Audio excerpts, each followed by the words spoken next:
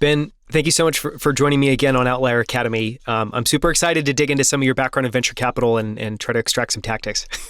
Happy to tell you. Yeah. So you've been in venture capital for 20 plus years. And I mean, looking back at your resume, all that you've done, it's incredible and it's staggering. And, one of the questions I want to ask just to start is what drew you to venture capital early on? And then what kept you involved and excited for 20 years? Because you're in pretty rarefied air. Yeah. So I'm not someone that grew up in a family where my father or mother was an entrepreneur and a technologist. My dad actually is technically an entrepreneur. He's a physician and he has his own private practice. But really, I wasn't exposed to a lot of technology growing up, but what limited exposure I did have to it, I really enjoyed. And so, I felt always sort of drawn to it. To be honest about my college existence, I didn't know what I wanted to do. So you got those kids that go to Wharton and they know day one they're going to move into finance. I had no idea. I'm not even sure I knew what finance was. I grew up in Los Angeles. I went to Vanderbilt undergrad. And I chose the broadest major they had, which was called Human and Organizational Development. It's social psychology. And the goal was basically to not pigeonhole myself on any one track and give myself the ability to end up in law or business or maybe go to grad school and do something entirely different. And during my summers, I was given really good advice to do internships that it's a great way to get exposure to different industries. It looks good when you're applying for jobs. And so my first job in the summer after my freshman year was working at the William Morris Agency in Los Angeles. I was working at a talent agency. That was the worst job I've ever had. I've never been yelled at more than I was that summer. And all I did was deliver mail, but apparently not very well. My second summer after sophomore year, I worked at Merrill Lynch, and that was interesting. I was not, as I said, I was not coming from the experience with a finance background, but they would take flyers on interns. And I worked in asset management, and I started to really learn about the stock market. I wouldn't say I understood it, but I was learning about it. And I was really drawn to it. I decided in the next summer to work at Prudential Securities and in another capacity within finance. And that was a great experience. And so I felt like after those 2 summers, I knew I wanted to get involved with finance in some capacity. I had an excellent college counselor at Vanderbilt who said, you should apply for jobs in investment banking. And I said, okay. And they said, why is that? And her comment was, they will take poets like you. And I didn't know what that meant. But the investment banking programs, by and large, will hire people from top schools, but they love the kids from Wharton who have studied finance for 4 years. But they'll take, call it a quarter of the class from more either liberal arts schools or majors that are not finance or accounting or economics. And they have very rich training programs. And so when I was applying for different investment banking jobs, I got a couple of offers, but Lehman Brothers made me an offer where I could move back to Los Angeles, which was a goal of mine. And the group I was put in, as it turns out, was the technology practice. And so I started working in the tech group, working around tech companies. This was in late 98, 99, 2000. So the bubble, the original .com bubble. And it was incredibly fascinating. There was a ton of work to be done. I learned a tremendous amount, and it felt like a very good fit for my interest. The projects themselves, though, after working on a couple of different IPOs or M&A events, it was very repetitive. And it felt like I was doing the same thing over and over again.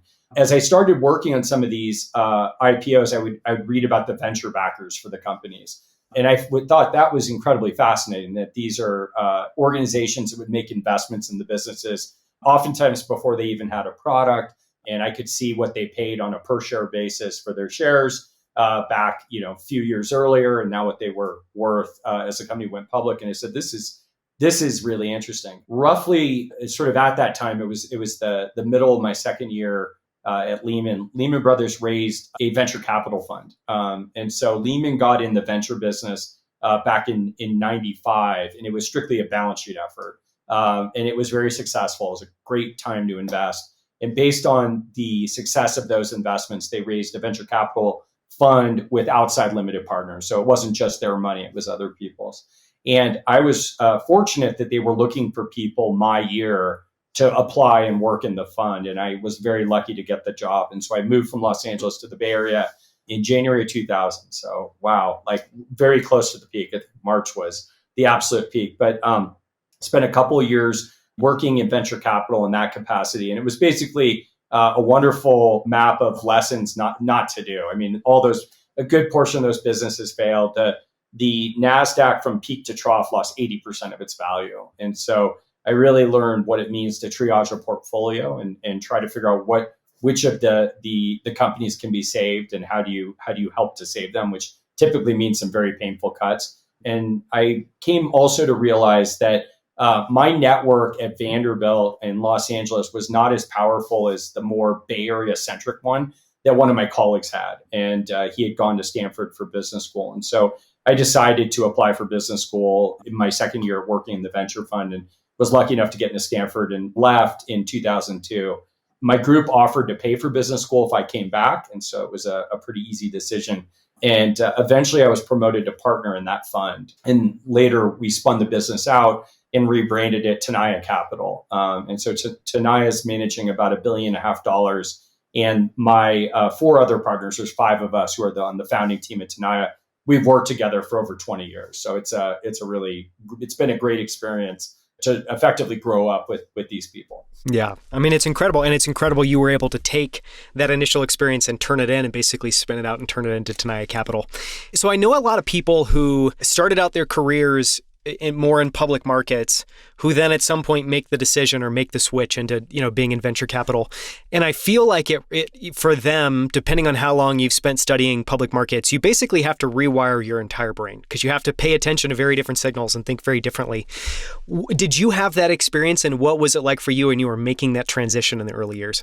Yeah, back in 2002, I remember nothing made sense. I mean, you were seeing pre-revenue companies raise astronomical rounds, and you were seeing pre-revenue companies go public. And this was not the SPAC craze that we have now with all Rivian and all these auto companies that are getting public without any revenue. And I am a huge Rivian believer. I don't believe they're worth their current market cap, but I think they're going to be an incredibly successful company. And I am a big fan of the company. But ultimately, I did not spend a lot of time, sort of thinking about the world from a public versus private perspective, largely because of my role. I was supporting. My job was to do due diligence, ensure that we were getting all the documents that we needed as part of the process. I would do valuation work, but as I said, it didn't make any sense. I mean, you had public companies with no revenue, and so revenue multiples don't work. But when I came back in 2004, really the world had gotten much more to basics and fundamentals. The dot-com implosion had already transpired. Huge deflation. I think the vintage years in 01, 02, like none of them were very good. So any venture fund that deployed capital in that time period did not do well. 2000 probably as well. But ultimately by 04, 05, 06, we started to get back to actually backing companies that had real business models where, while you're going to value the business on revenue today, there was an extrapolation that could be made about future profits. It might be a decade away, but at the same time, you could understand how the unit economics of this particular business would eventually support something that's profitable. Yeah, on that note around vintage cycles, I remember talking with someone recently who was talking about being at a fund that had a vintage 2000 and that basically they were in the top decile, but it was just because they broke even when the fund netted out, and just what a staggering fact that is.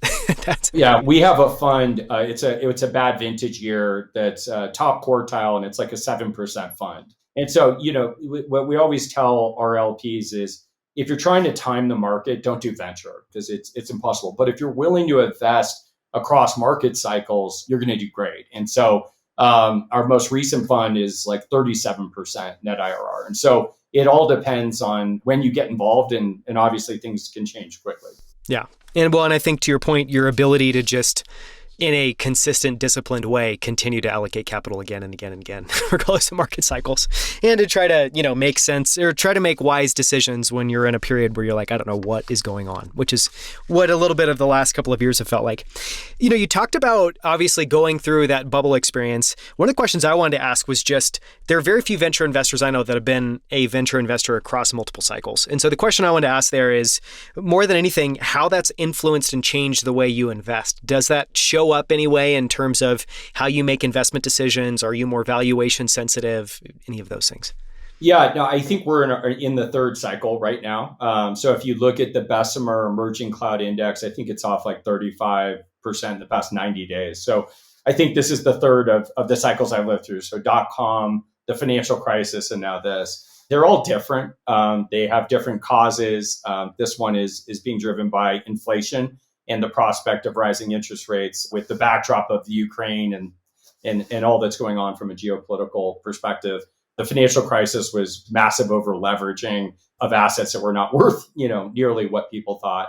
And so each time it's different. But what I would say, from an investment perspective that we've learned is we've learned how to really, help protect the portfolio. So we always encourage our companies to raise money when they don't need to.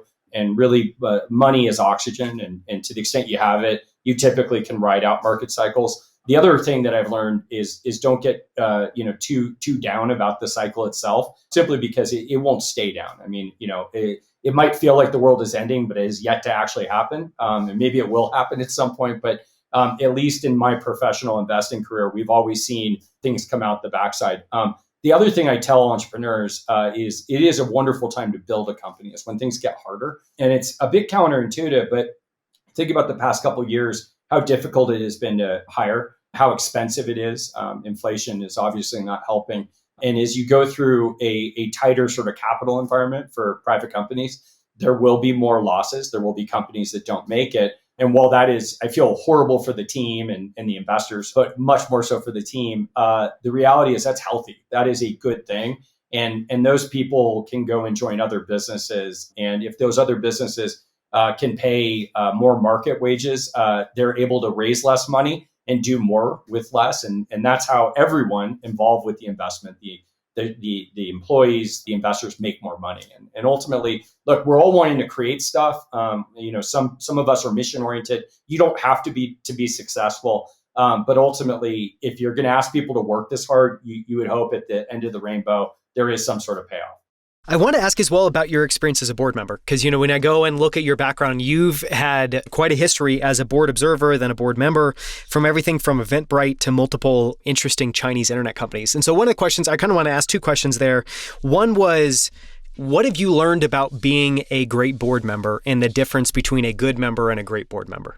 Yeah, I hope I'm a decent board member. So what I would say is, similar to the fact that there's no right way to build a company, I don't think there is a singular role for a board member to play in a business. I think it depends on what the business needs. I've worked with entrepreneurs that are young and not very experienced, and my role is very different in working with those people than it is with someone who's been around the block. This is their third startup. There is a role in that environment for a board member, but you might be spending less cycles late at night trying to calm down someone than you are just looking to help them with recruiting and the like. I think the most important thing a board member can do is to care. I've had board meetings, not at R0. I have a wonderful board at R0, but I've been involved with startups where things don't go well, and the board members from some of the other investors just leave. They stop attending.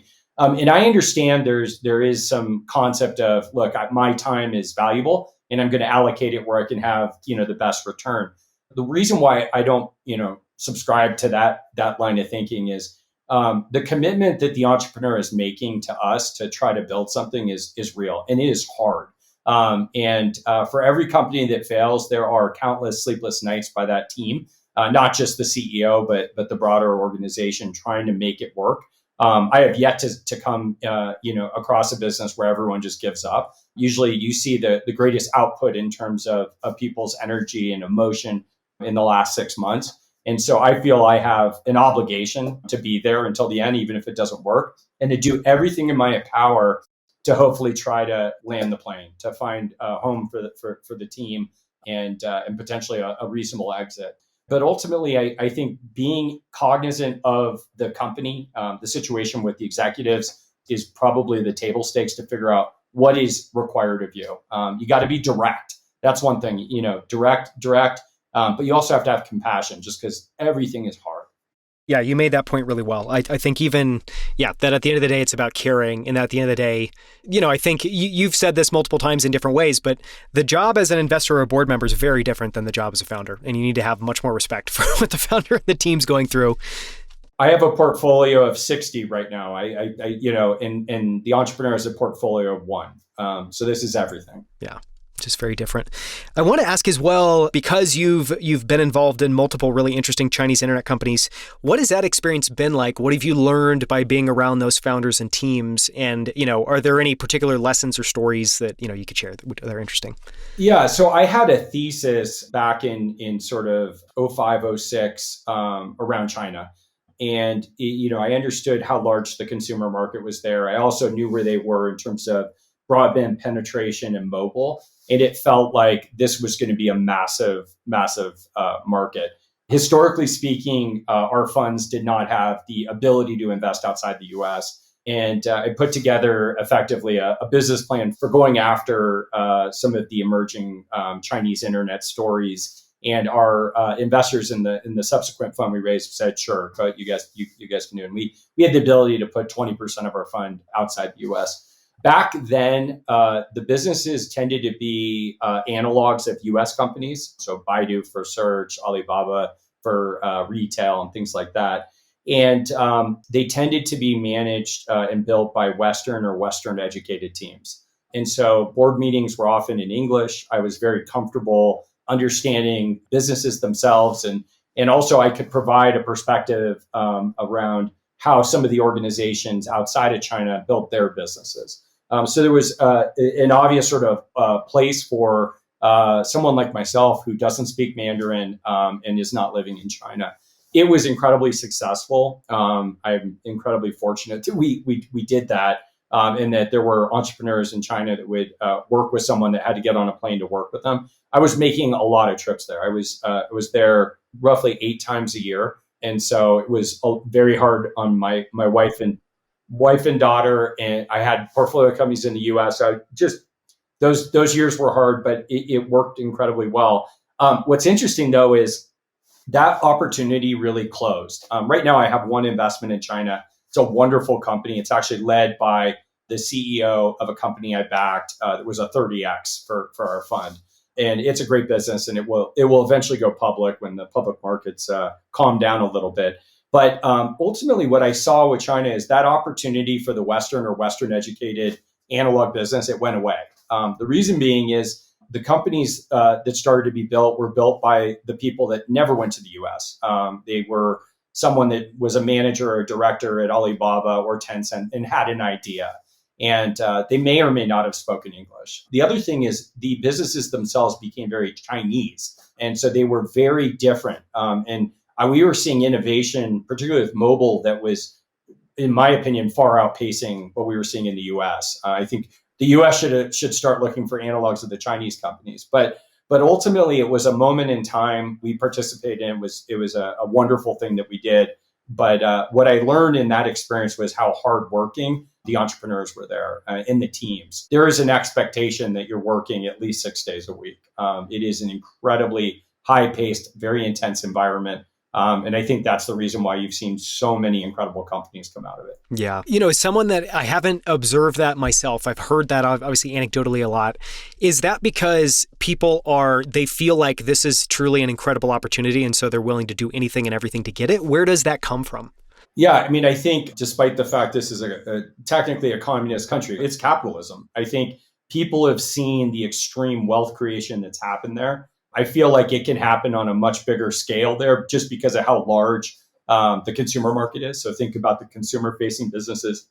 They can become bigger. And so I think that's what's driving it. I think by and large, culturally, again, and I'm not trying to extrapolate, it was just based on my experience with a handful of companies. The people I work with were hardworking. I imagine you learn that from home.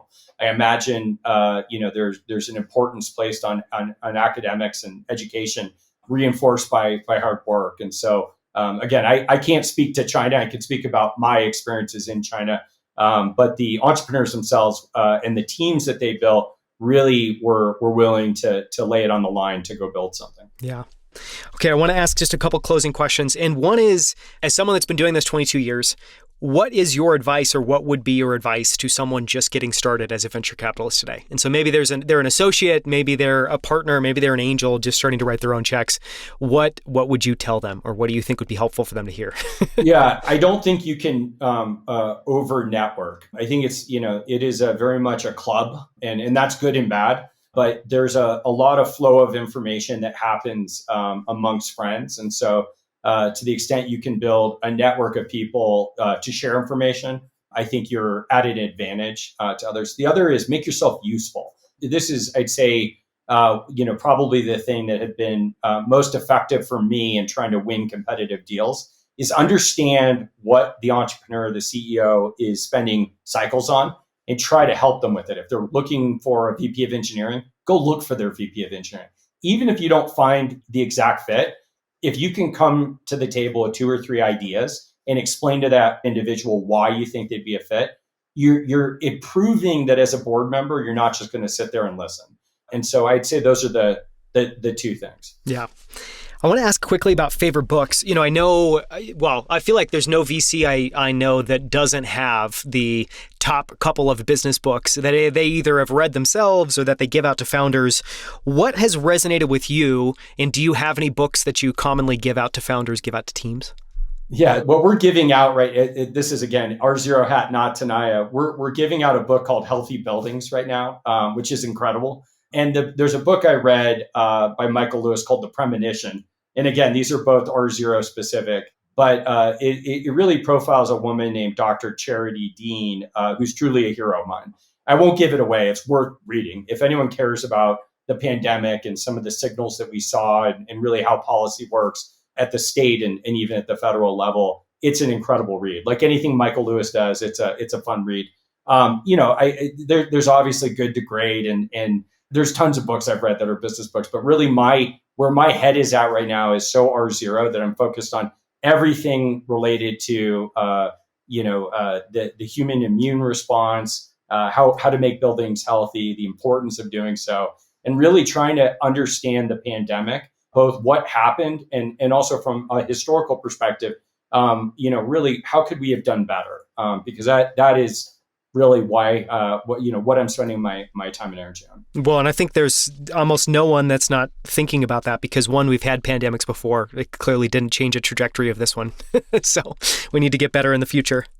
We do, and other than in terms of the vaccines, which are amazing, and I think one of the great scientific events that have ever happened in human history was how quickly we could create something that works so well.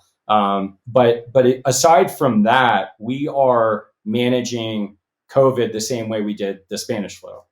It's hand washing, it's masks, it's chemical disinfectants, and it's more ventilation. And that to me is amazing. That think about what has happened in every other industry. I mean, at that time, Americans were driving Model Ts. It's brutal to think. Exactly. it's just shocking. So. Yeah, it's brutal. Okay, last question. What is your definition of success today? And this is, kind of super meta level, and you can clearly, weave R0 into that. And how has that definition changed over time? It's hard. I think a lot of my emotion is and time and energy is being spent on R0.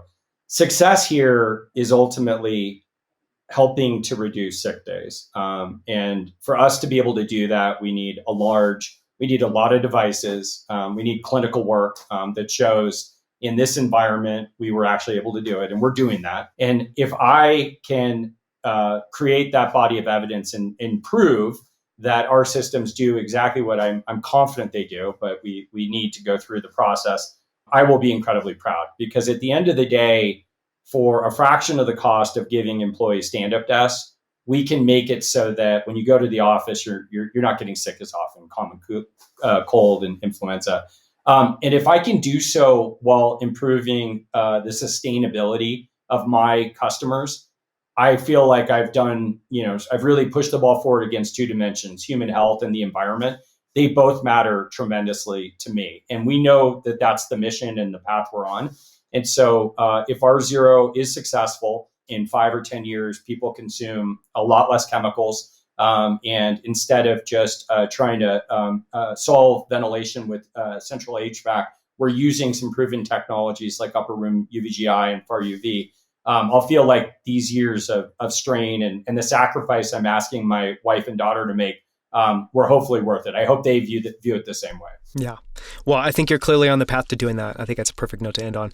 So for anyone listening, you can learn more about R0, which is what Ben is working on now. He's been working on it for the last 2 years at r0.com. And you can also find Ben on Twitter at BJAMIN999. And again, we'll link to all this in the show notes, but Ben's written a bunch of really great stuff on Medium that we'll link to as well, too. Thank you so much for the time, Ben. Really appreciate it. Have a good day.